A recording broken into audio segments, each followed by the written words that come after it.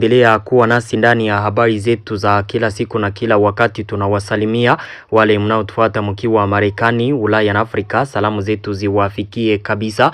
Tunawatakia tena jioni njema ya siku ya leo. Tunawakaribisha kwa mara nyingine ndani ya habari zetu za jioni ya leo. Kama kawaida tumewaletea habari kuhusu hali ya usalama mashariki mwa nchi ya Kongo pamoja na taarifa mbalimbali tena tofauti zinazosemekana nchini Kongo. Tutawapeleka moja kwa moja mteritwari ya Masisi kwenye mapigano yanaendelea kati ya wazalendo pamoja na waasi wa AFC M23. AFC M23 baada ya kupoteza maeneo mengi mwa Masisi wako mwatake kule ili yarekipere maeneo ambayo walikuwa na wameyapoteza. Tutawaambia sasa ni kipi kinachoendelea kwenye ligne de front. Katika habari zetu pia tutawapeleka Sud Kivu tuwaambie kabisa hali ni vipi, na tena Masisi AFC M23 inaendelea pia na kurenforcer, donc inaendelea kuwasukuma wanajeshi wengi na vifaa maeneo ya Masisi kule kwenye wako napigana na FARDC pamoja na wazalendo. Pia taarifa za kweli tena zenye uhakika kutoka mashariki mwa nchi ya Kongo. Tunawasihi basi kusubscribe, yani kujiabone ili kukua na zipata taarifa zetu zote kwa wakati. Mkumbuke kucomment na kuzilike habari hizi pia na kuzisambaza kwa walio wengi ziwafikie. Taarifa za jioni ya leo tutawapeleka moja kwa moja territoire ya Masisi kwenye mapigano ni makali. Leo AFC M23 ilipigana na wazalendo katika maeneo ya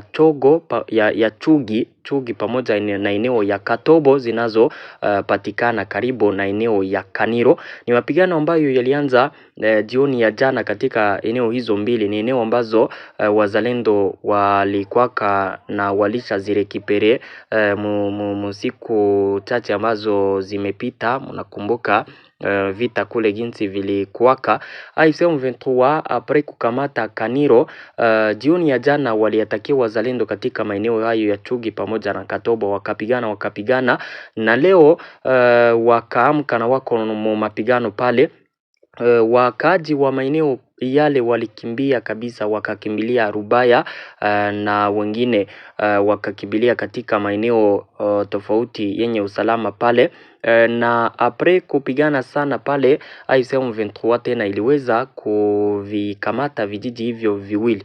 Donc ilitimua wazalendo katika eneo ya Chugi pamoja na Katobo, tena ikazikalia eneo hizo mbili. Ilikuwa ni baada ya mapigano makali ambapo ilikuwa leo kabisa yapata saa 4 njo waasi wa AFC M23 walivikamata vijiji hivyo viwili karibu na Kaniro, eneo ambayo walikamataka juzi. Ni vijiji vingi ambavyo wazalendo walikuwa na wamevikamata Masisi, njo kwenye AFC M23 iko na watake ili vikamate tena. Na leo AFC M23 inaendelea kuwatake maeneo tofauti. Vijiji vya Katobotobo mnakumbuka vilichaka kamatwa navyo na AFC M23 jana. AFC M23 kule iko mvita ili irekipere vijiji vyenye ilivipotezaka.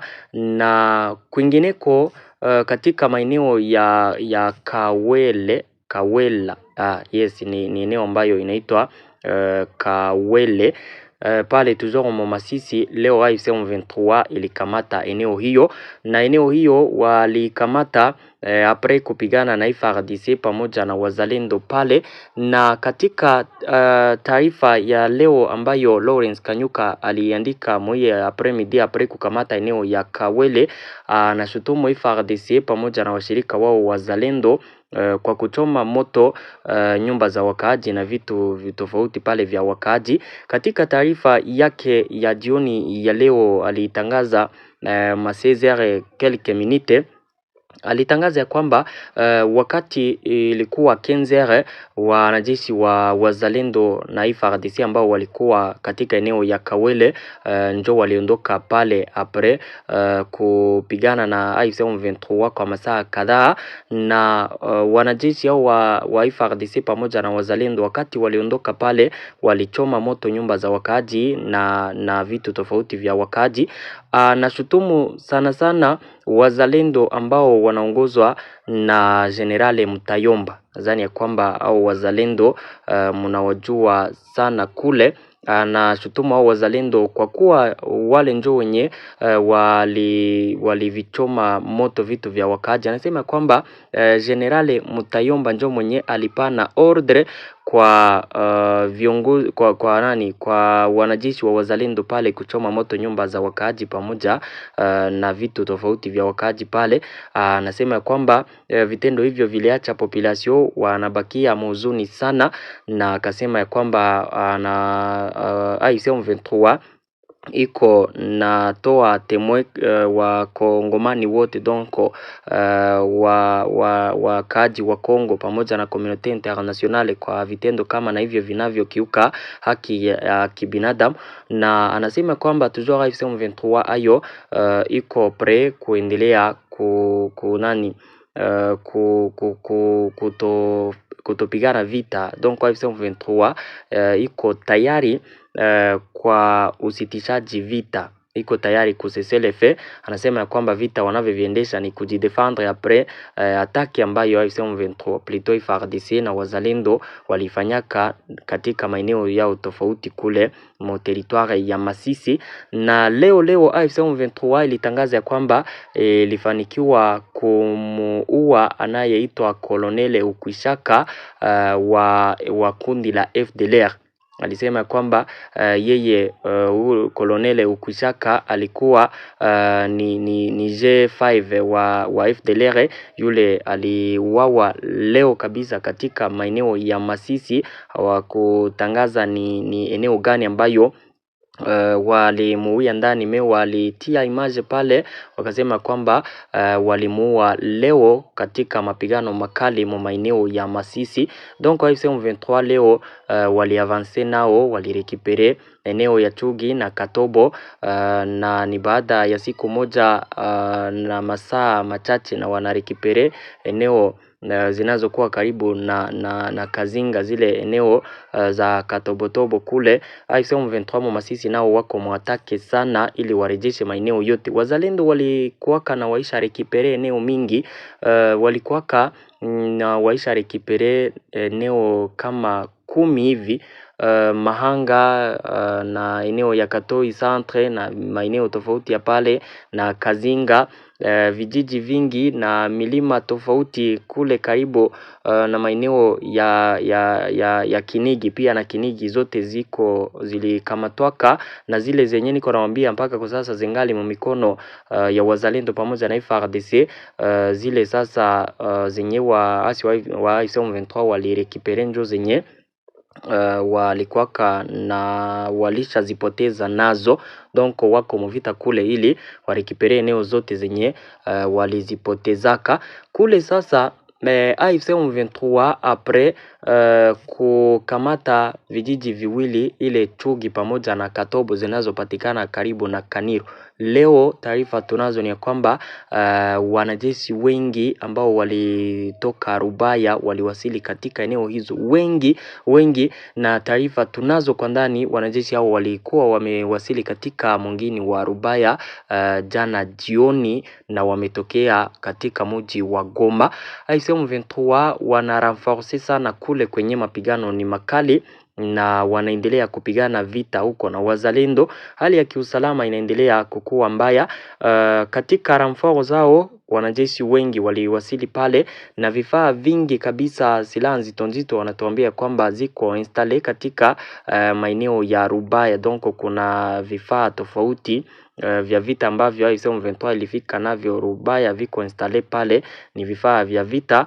Wanasema kwamba AFC M23 kule wako najiandaa kama wanaweza tena kuavance sana, warekipere eneo zote, na waone kwamba wataendelea kusonga mbele wakamate zingine eneo. Taarifa kutoka Masisi kabisa leo ni mapigano kule Nyabiondo. Taarifa tunazo ni kwamba pre mapigano makali kuna wakaji watatu waliopoteza maisha yao, na hali iliendelea kukua tete sana katika eneo ya Kinyumba. Hali iliendelea kukua tete. Mapigano yalikuwa kama yametulizana kidogo, mena kuko nasikika masasi ile ndogo, na mpaka kwa sasa iko vile tume ingali vita hatari. Na katika eneo ile ya Kinyumba ilikuwa ataki ya AFC M23 haikufanikiwa kukamata eneo hiyo ya Kinyumba. Bado hawakufanikiwa, wazalendo wangali wanakontrole eneo ile. Tukiendelea na habari zetu, AFC M23 tena walitangaza ya kwamba hakuna kabisa watu hapa duniani ambao wako na pigania kozi yao. Hakuna watu ambao wanahangaika na kozi yao, kozi ambayo iliachaka wanapigana vita hivi. Mbonimpa mmojawapo wa viongozi wa AFC M23 alisema ya kwamba Kinshasa iko soutenu par les médias internationaux. Donc Kinshasa inaungwa mkono na mamedia ya ulimwengu mzima, na pia watu wengi na makomunote internationale wanaendelea kukaa kimya wakati Kinshasa iko offensive kule Masisi na kwingineko, na anasema kwamba wanaendelea kukaa kimya kabisa wakati wanajua vizuri kozi ambayo AFC M23 inaipigania.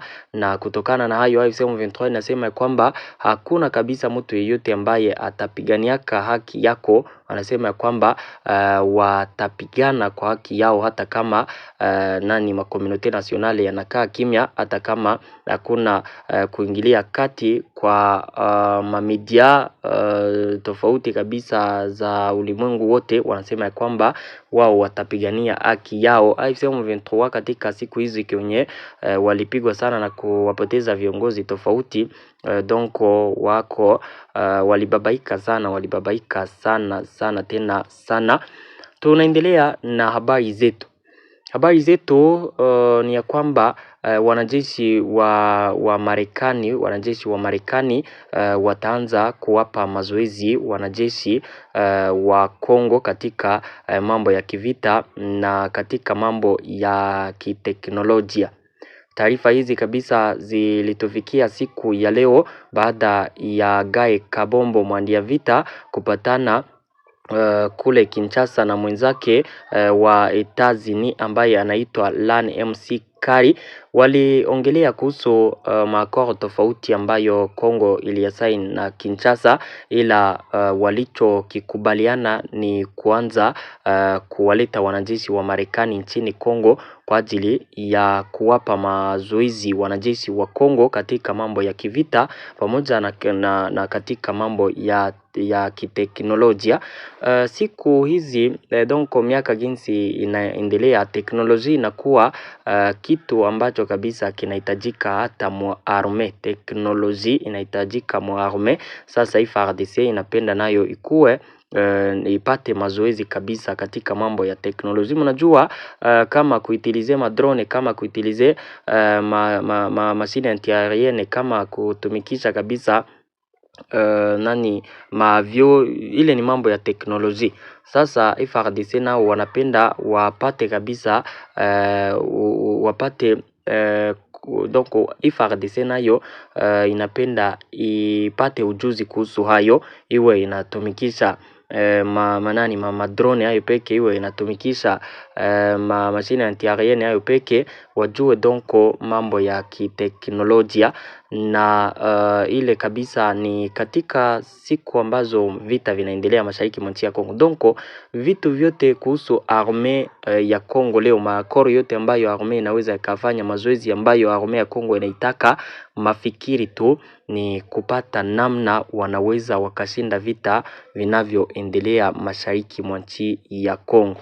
Leo hii President Felix Tshisekedi yeye upande wake, kitu ambacho anakitaka kwanza, kitu ambacho ni cha kwanza Kenya anakitaka ni kushinda vita hivi apres kushinda vita hivi mengine yatakujaka nyuma. President Felix Tshisekedi mnajua anafanya kama vizite mchi tofauti, na alifikaka katika nchi mingi kutafuta nguvu za kivita. Na kuhusu Marekani, mnajua kuna akoro ya minere ambapo Marekani itakuwa ikiinvestire moma eneo yenye kuko maminere njo kabisa ikuwe nazi exploite, nayo kabisa iwape wakongomani vifaa vya vita, iwape donc nguvu kabisa katika mambo ya kijeshi. Hivyo vyote hakuna ingine plan yenye President Felix Tshisekedi iko nayo kuweza tu kushinda vita vinavyoendelea mashariki mwa nchi ya Kongo. Ile njo vita yenye Felix Tshisekedi anapenda aishinde. Mengine kabisa yatakujaka baadaye. Mnajua kuko mambo ya kuchanje constitution, mnajua kuko na vitu tofauti vyenye mtu kama president anapaswa kuvifanya. Kitu cha kwanza ambacho President Felix Tshisekedi anakitaka yeye ni kushinda vita vinavyoendelea mashariki mwa nchi ya Kongo. Donc AFC M23 waifukuze maeneo yote tofauti ambayo wako ndani, ili kuweza hivyo sasa ni vita ambayo inaweza kufanyika, nguvu zipatikane waweze kuwafukuza wasi wa AFC M23. Mnajua AFC M23 katika matangazo yote tofauti wanayoyatangaza, hakuna siku ambapo walisemaka kwamba wataondokaka nchini Kongo. Hakuna kabisa, ikuwe ni kupitia maongezi, ikuwe ni kupitia mambo gani, wao wanasemaka kwamba hawawezi wakatoka nchini Kongo. Na kama hawawezi wakaondoka sasa, kuwaondoa ni kupitia vita, ni kupitia mapigano. Ili sasa kuweza kuwapiga na kuwaondoa, nguvu zinahitajika, vifaa vya hali ya juu vinahitajika. Wanajeshi wanapenda wapewe kabisa uwezo, waongezewe kabisa ma strategie de guerre. Donc mambo ya vita wasome vizuri, wajue kupigana. Donc wapewe mazoezi ya hali ya juu katika mambo ya kivita ili waweze kuavance. Donc President Felix Tshisekedi na gouvernement yote leo wanachokipenda ni kushinda vita hivi. Ndio maana mnaonaka wanasinya kemako tofauti na manchi tofauti katika mambo ya kijeshi, ili waone kwamba watawezaka kupigana kabisa na washinde AFC M23. Ndugu zangu, vita hivi jinsi mie ninaonaka hii vita, jinsi ninaionaka hii vita haiwezi ikaisha kwa siku 2 au 3. AFC M23 ishaka kamata maeneo mengi na inaungwaka mkono ama iko ede na manchi tofauti, na hizo si kutokana na faida wanazozipata, wataendelea kuziunga mkono AFC M23 na nguvu wakizipewa. Vita hivi jinsi ninavionaka vitaendelea kukua vya kudumu sana. Kama diplomasi inaweza weza kumaliza vita hivi kuwe deja kama ilivyo kuwaka kule Uvira, waondoke. Ile njo njia rahisi ambayo inaweza kufanyika. Donc wa Marekani waombe tu kuondoka, waondoke, pui mambo mengine yajadiliwe pembeni. Kama ni vita hivi havitaishaka kabisa kwa urahisi. Ni vita ambavyo vitaendelea kukua vya kudumu sana.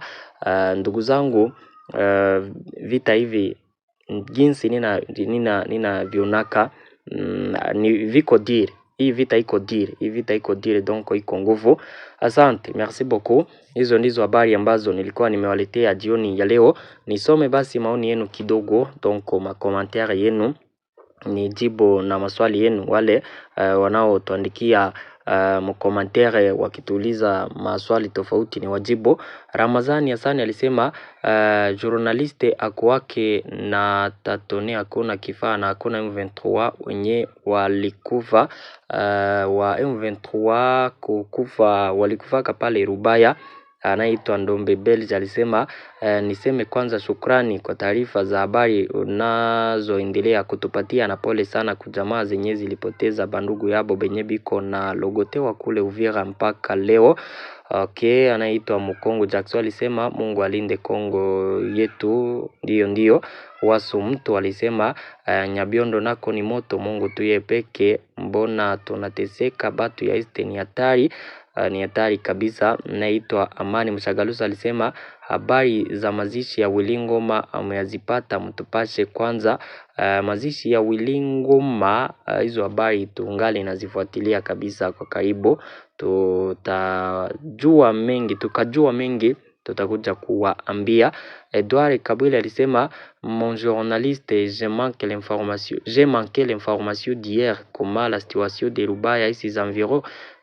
Puis nous Congolais, nous espérons pas l'Amérique. Nous-mêmes, nous devons combattre. Merci depuis la terre de Moba. Merci beaucoup. Paulé Tibango alisema bonjour messieurs les journalistes, nous vous suivons 5 ici à Kolwezi. Dites-nous, l'aéroport de Kavumu est contrôlé par notre armée ou bien M23? L'aéroport de Kavumu est contrôlé par l'AFC M23.